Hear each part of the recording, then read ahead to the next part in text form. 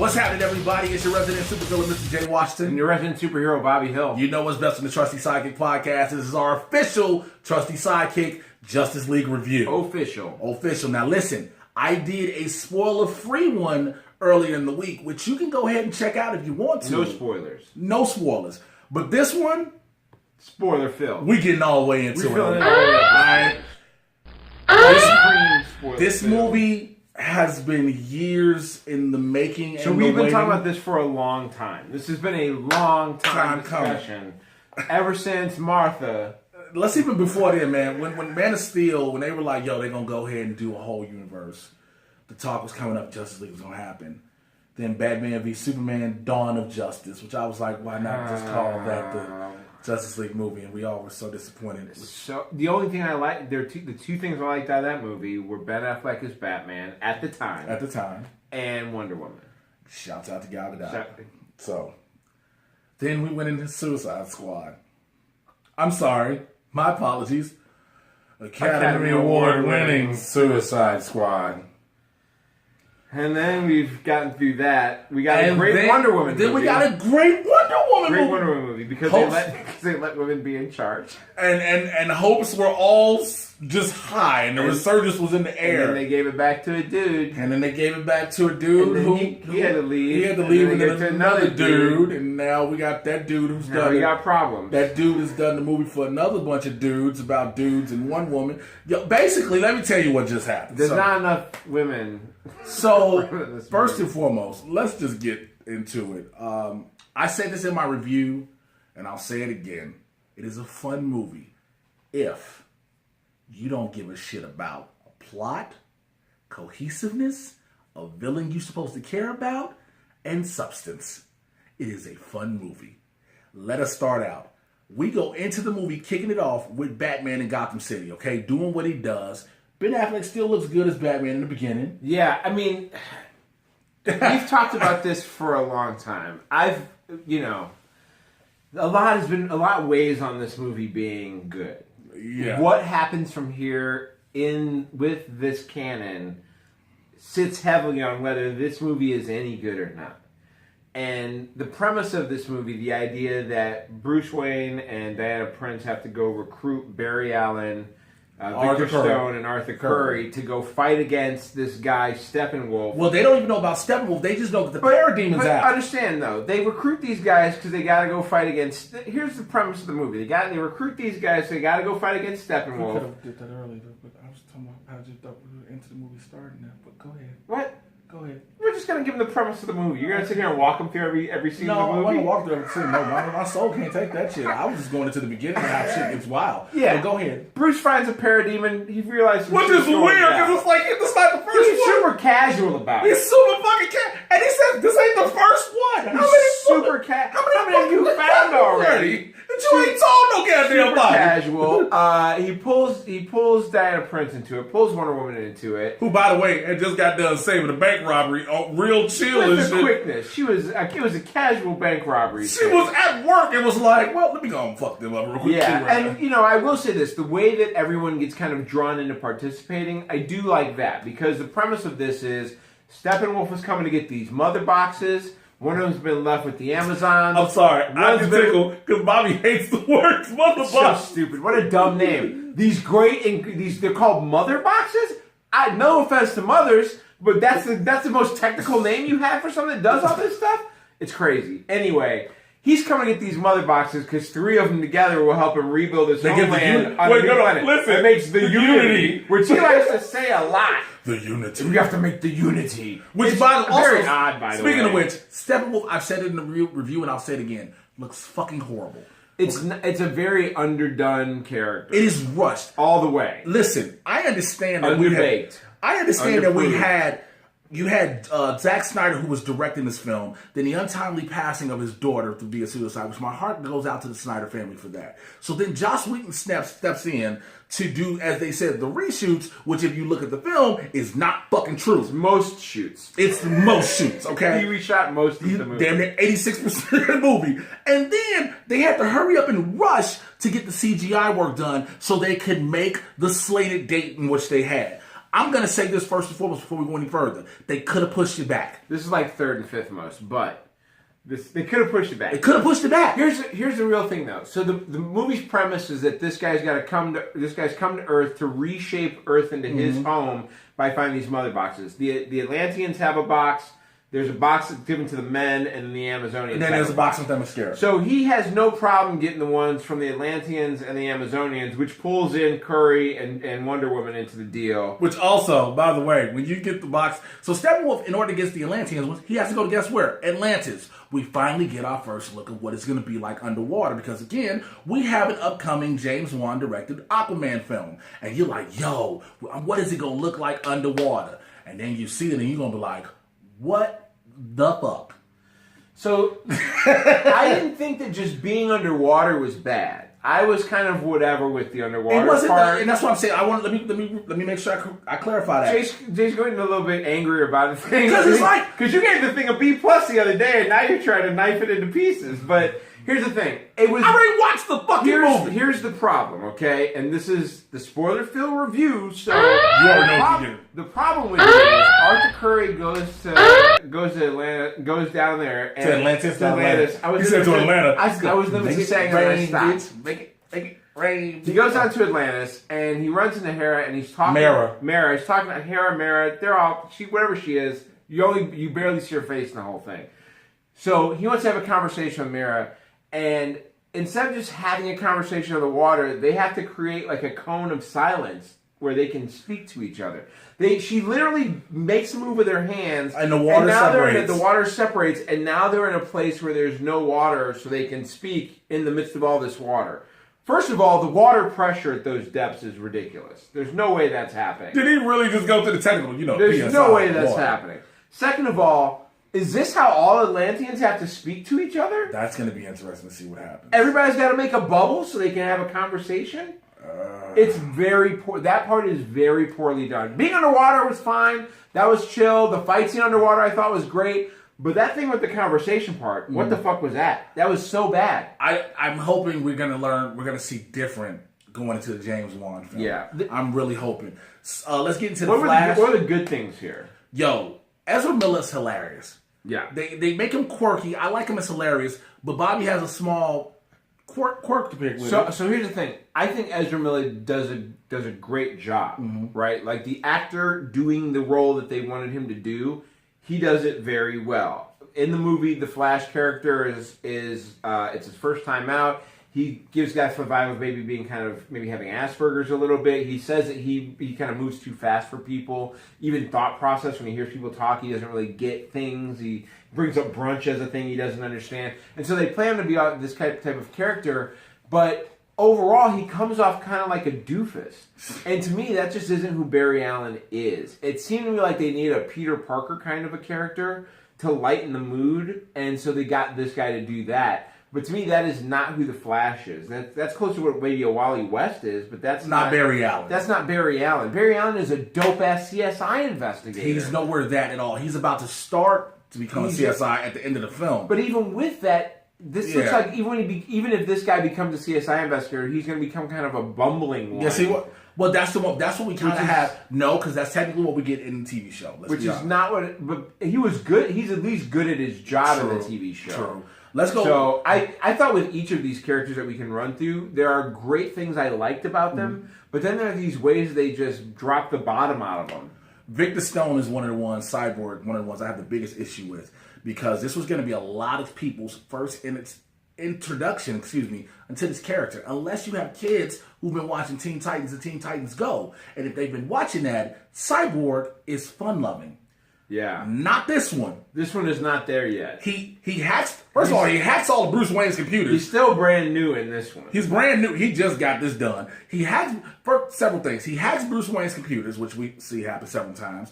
He has a jogging suit. Where the fuck do you find a jogging suit that big to fit him, a man in a cyborg in a metal suit? Oh, that's very much Cyborg style, though, is to have that jogging suit. I get that's that. Part of the deal. But they make that, it's like, Hey man, they got big and tall shops. You can go to. Yeah, you got a point. I'll shop. I like the Cyborg character in this. Actually, I hope that someday he does come around to being the more loose version of him that you see. So that's my thing I was going to bring up. He's loose in the last 10 minutes of the movie. He starts to loosen when he has that moment with Superman when they split up the Unity, spoiler, and they both blow apart. Superman said, "Oh, I wish I was dead," and Cyborg goes, "I can feel my toes. Right. I don't even know how that's possible. Yeah. I don't have toes." Yeah, and you see, and part of that is because there's a large portion of this movie in which he can't really control the interaction he has with the cyborg part of himself. The cyborg rebuilds itself over and over again, which is faster than what humans can normally process. Mm-hmm. So he's struggling with that through this movie, and I thought that was done very well.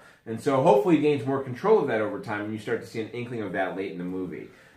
Speaking of Superman, look, let's just talk about it. That mustache was talk about it. That mustache was the worst thing. You will know for sure. Clearly know the parts digitally taken out, and it's most of them. And that's the problem I have. That was the problem we brought up. Superman was brought back in because they had to do reshoots. Now, when they brought him back in to do reshoots, Henry Cavill was already filming on Mission Impossible 6. And had an agreement with Paramount that he couldn't shave his mustache. Couldn't shave his mustache, so Warner Brothers said... Which is petty, by the way. Hella petty. How long does it take to grow a mustache? Hella petty. Or how long does it take to put a fake one in? He could have shaved and started doing the work and just let it grow back in, and they could have just CGI like the last day or two he was filming. But... what Paramount was so petty, they was like, nah. He got to keep that mustache at all. He got to keep this. We got to keep this porn stash. They probably sent somebody from Paramount over there every day just to make sure that it was trimmed the way they needed it. You still got that mustache? You know they did. If they got that, seriously, if they were not only that, but they were like, we need to make sure it stays trimmed and styled in the manner of which we need it for when you go back over to. Ma'am, don't touch his mustache. Bring the clippers. Okay, don't bring. You've been on movie sets. Tell me they don't. I know they do. And make sure your face is the exact. Send Pam over there to somebody has a picture of your face, literally from the day ago, and they're like this. Okay, so I gotta go right here. I get this. Okay, look, you got a book right here. That book gotta stay. Yeah, because the book is in the picture. Bring the book back. Bring the book back. So that was the issue because it was like if he was there and the issue was for him to have his mustache removed digitally, how much was he in the original shooting? Well, I would say for me, one of the things about this movie is that the cinematography overall made everything look almost as if it was CGI. Like this was almost this bordered on the uncanny valley of almost like even when Affleck is in Bruce Wayne mode, like his face looks so like filtered. It does. The filtering in this movie, and they try to play it off as he just shaved, and I'm like, nah, it's almost like it's almost. Remember what was that movie, Iron Sky? The movie where there's this weird mix of like CGI and reality. Yeah. There's a lot of this movie that is very heavily just CGI'd all around it. Speaking of Bruce Wayne, listen, I still want to fight you in the streets, Ben Affleck. I'm telling you, if I catch you in the streets, dog, you've had the warnings. The warnings are your people should have let you know already.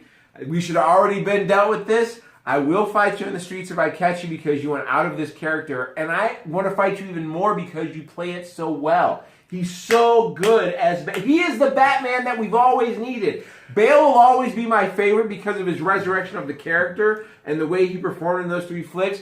But goddamn is Ben Affleck a good older version of Batman and Bruce Wayne. And I'll fight you in the streets, Ben, because you're going to leave. And also you broke Jen Garner's heart. Anyway, Jay, what'd you think of Batman? I think Bobby want to fight this nigga in the streets. And ain't shit I'm be able to do about it because I'm a big black dude. They'll shoot the fuck out of me, so I'm not getting involved. I love what he did as Batman in this film. I just love what he does. I love the way he plays it. But also now, again, I've said it before, and I'll say it again. Joss Whedon's fingerprints are all over this movie. All over it. There's humor now in this Bruce Wayne that there was not in BVS. And he and Henry Cavill work really well off each other, even though I've heard that they do not like each other. Which I kind of don't blame them. Have you heard that story? No, we'll talk about that later. Yeah. But here's the issue. Speaking of which, Henry Cavill, when we were talking about Henry Cavill, he was brought back, resurrected as Superman. Of course, they bring him back to life. I do like him as Superman. And Superman, I like him as he's a little wooden, but I like that. Okay. He's an alien, though. I'm okay with that. But he was so whiny in BVS. That was my problem. Yeah, but he's very much that Christopher Reeve style of Superman to me. So you want that old I kind of dig that. That old school Richard Donner Superman. Yeah, I kind of dig that. So here was my biggest issue too. Steppenwolf is the villain. We kept saying. I personally believe that the villain for this movie should have been Superman. Here's why. They resurrect him because they need somebody to help with the ongoing threat, the oncoming threat. Now, the threat could have still been looming. Right. But you resurrect Superman, and what happens when anyone gets resurrected? They go batshit crazy. Yeah, this is a problem that I had with the movie, that part where he gets resurrected, and then he's whooping ass. For 10 minutes, he beats the dog shit out of all the Justice League until, now, by the way, when he's about to be resurrected, Alfred asks Bruce, he's like, are you sure about this? He's like, yeah, I got the big gun on standby. Right. So you're like, yo, does he have some more kryptonite somewhere? He's got to have kryptonite. He's got kryptonite on deck. And in a way, he does. It kind of is, because what is it? In the form of vagina. Because that's every man's kryptonite. Let's just keep it real.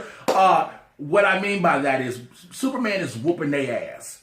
And at one point, all of a sudden, a car rolls up. Which, for some reason, who the fuck thought it was okay to have a car? To bring a car in while Superman just whooping everybody's ass. Superman throwing the shit out. Luckily, he didn't just shoot the I-beam in the motherfucker. And blow the car up! And Lois Lane comes out. He sees Lois, and she's like, Clark, let's go. Again, they're in an open fucking area. Yeah. Okay? There's no secret identity shit in this movie.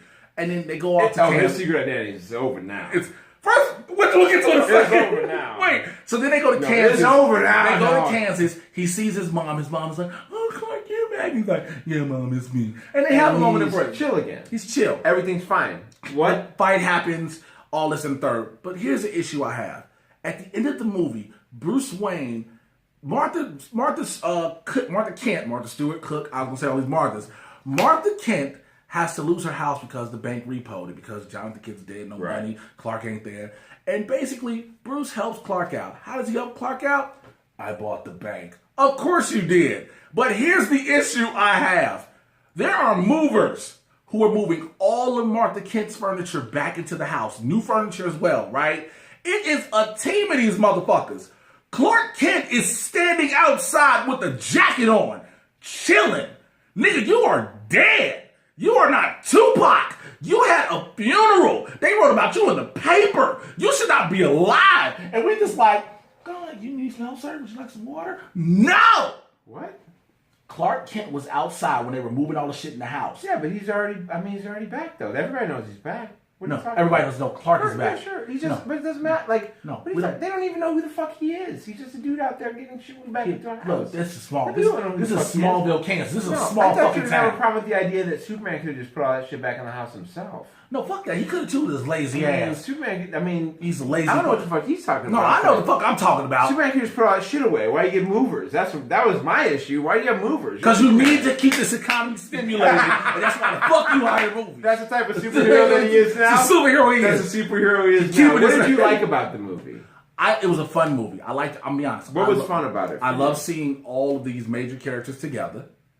I like to see the interactions on individual levels. The Batman, Superman, the Batman, Flash, the Batman, Wonder Woman, Wonder Woman, Cyborg, Wonder Woman, Flash. These different iterations and interactions. I like seeing how they work together. Jason Momoa is a badass. They let Jason Momoa be Jason Momoa with scales. I like seeing that. I liked... of course, you get that legendary pose that you're always going to get. Yeah. That six together pose. I did not like one big thing. I like they gave us the Green Lanterns, but I didn't like how they gave it to us. Yeah, the way we get the Green Lanterns is a tease. It's a very big tease. Take it. No real face. What they did was, they told the story of Steppenwolf. Well, Diana was telling the story, and she said it was the Amazonians. You see all the women, the Amazons with the mascara. And the Atlanteans, you see the Atlanteans. You even see from Themyscira, you see Zeus with the lightning bolt. Right. But then you say, and otherworldly people. Of course, there's a lantern, which looks like a CGI hologram vest. It's too much CGI going on. And then he dies. And when he dies, very few people paid attention, his ring flies away. Which means that's Abin Sur who dies. Somewhere there's a Hal Jordan sitting around here. Sitting on a ring. I like putting them together. It was a fun story to watch them together, to watch them work together. It was fun. It was fun to watch Superman beat their ass. when I saw the best line, when he picked up Batman by the fucking throat and said, "Tell me, do you bleed?" Yeah. I was like, oh! Yeah. It was fun on those levels. It's just, it had so, I'm not nitpicking, it's just flaws that they had stood out so much, man. That's why when I initially I gave this movie a B+, and the reason being is, it's fun. Yeah, I would say so. What I liked about the movie is I thought each of the individual performances by the actors was really good. I thought they really tried to get a good movie out to you, performance wise. Whether it's Vic Stone, whether it's Barry Allen, you got good performances from each of them. I don't necessarily like the way they depicted a couple of the characters. Like I have a problem with the way they're showing Flash. I would have liked to see Cyborg have a little bit more levity to what was going on with him. Maybe that comes at some point. I thought that some of the dynamics, like you touched on, were really good. Seeing some people work together. That scene where Flash helps Wonder Woman out in a moment. Oh yeah. The conversation between Flash and Bruce, where Bruce is trying to bring him under his wing. I did kind of like that whole setup and how that worked. I thought the story overall was just dumb. And that was the difficulty. And this is why other things get scrutinized with their movies. Because if you write a good enough story, then people overlook a couple of those small issues that come up. No, there's a big issue we both forgot to discuss. What was up with the spider tank? Why the fuck do you have a spider tank? The what? The little tank that Bruce had, that Cyborg took control over too. It was like a thing, and it creeped up. It was a spider. That was a nightcrawler. That was the thing he walked in with. That was the first thing he showed up with. I thought that was great. I thought that stuff was great. I think from the standpoint of watching those heroes in action, the Batman fight stuff, they got that shit down. That's the dopest looking Batman fight stuff they've got yet. They figured out how to do it. Yeah. The Arkham Asylum style fight scene is dope shit. They each have their own individual fighting styles. The Wonder Woman fight scene when she blocking all the bullets down the line is the dopest. They all have very individual ways that they fight. Superman is very much in the way that he kind of fights in video games now, where he just kind of floats above and then kind of leans in and punches. They all have very cool individual looking scenes. I like the way they look on screen. The problem is the story is real dumb. And I had some serious problems with, but if you're just going to go and watch it and have fun and stop thinking about all You're good. Just have fun. If you're going to sit there and nitpick it, it's going to be real bad. And I know a lot of people think we're nitpicking it, but we have to at this point. It's not nitpicking. We have to break it down. It is nice to see those characters, to see them all together. Post-credit scenes. Oh my God. So the first one is a nice mid-credit. Treat. It's a cute one. It's a cute one. It's a nice treat. You get to see the 70s race. You get the race. Superman versus Flash. You know the race. Everybody knows the race. But the final scene, though. I came in my pants. As someone who should be excited about this, Mr. Mirakuru. Yes. You get Slade Wilson. Joe Manganiello looks full Slade Wilson. Blonde hair, blonde goatee, eye patch, everything. He's talking to Lex Luthor, played by Jesse Eisenberg. Still in there, looking a more mature, relaxed, calmer. And they obviously took some notes. They was like, yo, we can't have him as Wired. Can't be like Michael Cera playing somebody else. So, but what they did in this one is something that they set up because it can go one of two ways. Yeah. They did it where it's Jesse Eisenberg, Lex Luthor says to Deathstroke, they have their league. Why don't we have a league of our own? Right. Which leads them to one of two things. They can either go to the Injustice League, or they can start a women's baseball league. Or the third one, the fucking Legion of Doom. Or the Legion of Doom. Now, the problem I have is they haven't established any of these characters. We don't know what's going to happen. There's no background. But there are, in the next couple movies, you will see some bad guys who could show up. So maybe they could pull them over and then start doing a small establishment. Darkseid coming up, but Black Mantis. Get some of these other characters along the way before Lobo has been talked about for the longest, so we don't know. Right. But listen, with that being said, this has been our Trusty Sidekick Justice League review. As a whole, I'm giving the movie still a B+. Bobby? B- for me. All right. I've been your resident supervillain, Mr. J. Washington. I've been your resident superhero, Bobby Hill. Man, thank you to everybody that's watching. Make sure you check out our other reviews on Runaways, my spoiler-free review if you still want to watch that of this. Our Thor Ragnarok review if you haven't checked that out. And make sure you check out the TrustySidekick.com, all the news we keep you updated on. And get the Trusty Sidekick podcast as well, every place you get your podcast listens. All right? So, we will holler at you guys a little bit later. Take care. We're out of here. Peace. That's what's up. Did you do it like that's what's up? Yeah, like let them know what's up.